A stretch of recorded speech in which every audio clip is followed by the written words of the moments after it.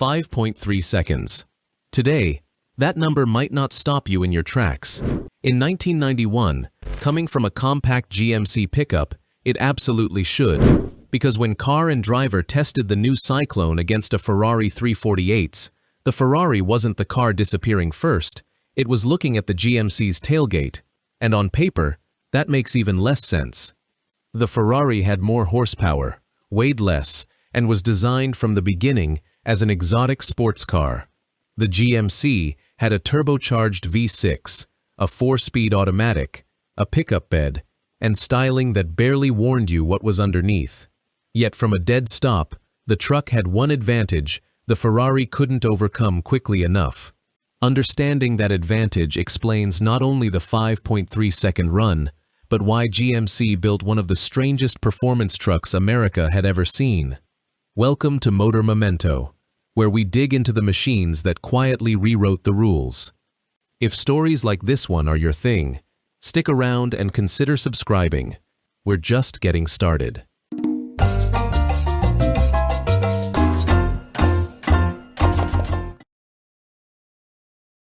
Look at a Syclone parked next to that Ferrari, and nothing adds up. One is a mid-engine Italian sports car, low and theatrical, built with a single purpose. The other is a compact GMC Pickup. Same basic silhouette as the work truck down the street. Black paint, subtle graphics, a bed out back you could still, in theory, use for hauling something. Car and driver put the Syclone at roughly 3,600 pounds. The Ferrari came in lighter, around 3,300. The Ferrari also made more peak horsepower, 296, versus the GMC's 280, heavier, less powerful, shaped like an errand truck. On paper, this shouldn't have been close, but it was close. The truck just happened to be on the winning side of it. GMC didn't stumble into this. Through the late 1980s, General Motors was deep into a period of turbocharged experimentation, and GMC wanted its own Halo project, something that could take the compact pickup and turn it into a genuine performance statement. Development work, carried out with outside engineering partner Production Automotive Services, explored turbocharged small block power in a compact truck platform. Some of that early thinking reportedly grew out of Turbo Buick performance work happening elsewhere within General Motors during the same years. That lineage matters for context, but it shouldn't be overstated. The production Syclone did not use a Grand National engine. It used GMC's own 4.3-liter V6, substantially reworked for boost, fuel delivery, and cooling. Different architecture, different mission, built specifically for this truck. Under the hood sat that turbocharged 4.3-liter V6, backed by a liquid-cooled intercooler and port fuel injection, 280 horsepower at 4,400 RPM, 350 pound-feet of torque at 3,600 RPM. The Ferrari's 3.4-liter V8 outmuscled it on paper, with 296 horsepower. But torque told a different story. The Ferrari made 224 pound-feet, more than 100 less than the truck. That gap is tempting to treat as the whole explanation. Torque wins races, right? Not quite. Torque without a way to put it down is just wheel spin and noise. The Syclone needed somewhere for all that twisting force to go. That's where the real story starts. Full-time four-wheel drive. Not a marketing term, not a switch you flip for snow, a system running constantly, splitting torque through a center differential and viscous coupling, sending roughly 35% forward and 65% to the rear, where a limited slip differential helped put it down further. Think about what the Ferrari was asking of itself. All that torque, funneled through two rear tires, at the exact moment traction is hardest to find, right off the line. The Syclone spread the same job across 4 contact patches instead of 2. That's not a small difference. That's the difference between wasted power and power that actually moves the truck. This is the part casual comparisons skip past. It wasn't outright power that separated these two off the line. It was what each vehicle could actually do with the power it had. Here's where it gets counterintuitive. The Syclone ran a 4-speed automatic. The Ferrari, a 5-speed manual. Conventional wisdom says the manual is the more serious performance choice. Conventional wisdom missed something here. Car and driver's own testing pointed out that the torque converter helped the turbocharged engine settle into its useful boost range smoothly, without the punishing clutch abuse a manual launch would demand to fully exploit that four-wheel traction. Feed the torque converter, let it multiply and deliver power cleanly. Let the 4-driven wheels handle the rest. No wheel hop, no clutch drama, no wasted fractions of a second finding the bite point. Turbo torque, automatic transmission, 4-driven wheels. Each piece exists because of the other two. Remove any one, and 5.3 seconds probably doesn't happen. So here's how it actually played out, straight from that September 1991 test. To 30 miles an hour, the Syclone needed 1.6 seconds. The Ferrari needed 2 seconds flat. Already, a real gap. To 60, the number the whole video is built around, 5.3 seconds for the GMC, 6 seconds for the Ferrari. Through the quarter mile, the Syclone crossed in 14.1 seconds at 93 miles an hour. The Ferrari crossed in 14.5 seconds, but at 99 miles an hour. Sit with that for a second. The truck got there first. The Ferrari was already moving 6 miles an hour faster when it did.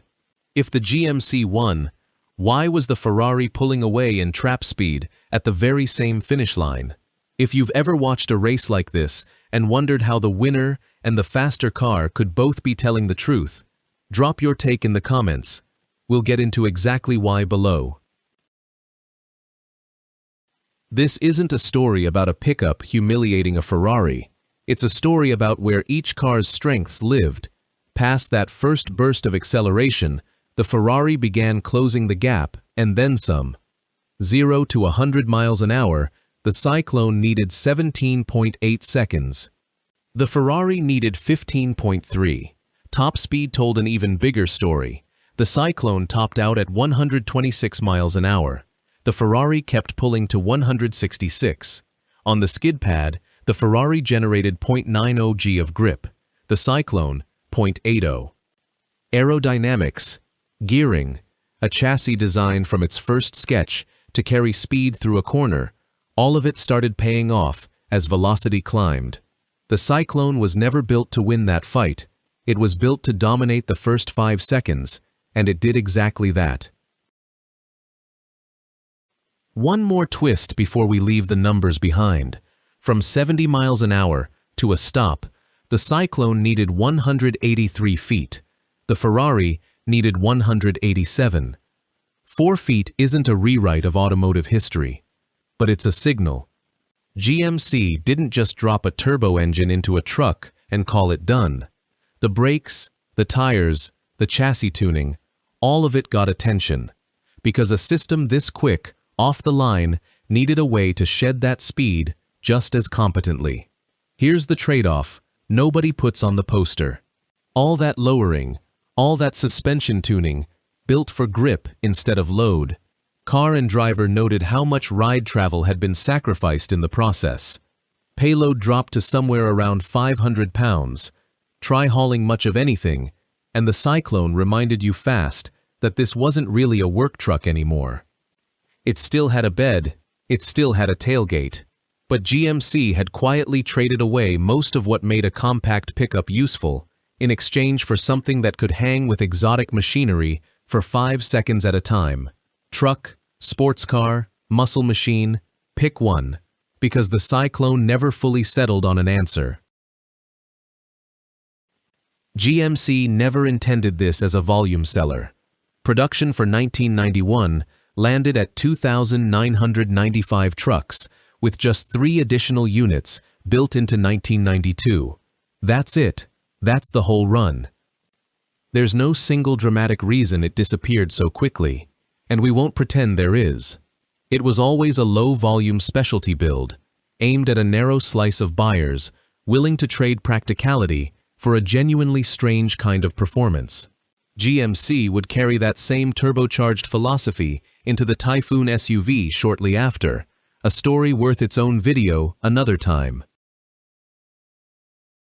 Strip away the mystique, and the Syclone's speed comes down to a handful of parts working as one system, a turbocharged V6, building serious torque. An automatic transmission using that torque efficiently instead of fighting it. Full-time four-wheel drive, turning it into forward motion instead of smoke. Tires and chassis tuned to hold on to that traction, and a body that looked, until the moment it launched, like nothing special at all. That's not one clever trick. That's an intelligently matched system, and it's exactly why this one pickup earned a place in the same sentence as a Ferrari. If you're enjoying stories like this, subscribing helps more of them find their way to you. We've got plenty more forgotten performance machines to dig into. So here's the question worth arguing about. Was the Syclone genuinely a sports car wearing a pickup's body? Or was it simply an outrageously fast truck that happened to win one race? Car and Driver couldn't fully settle that argument in 1991. Let us know where you land. Some machines get remembered for their numbers. Others get remembered for what they made people question. The Syclone did both, and that's exactly the kind of story Motor Memento was built to tell.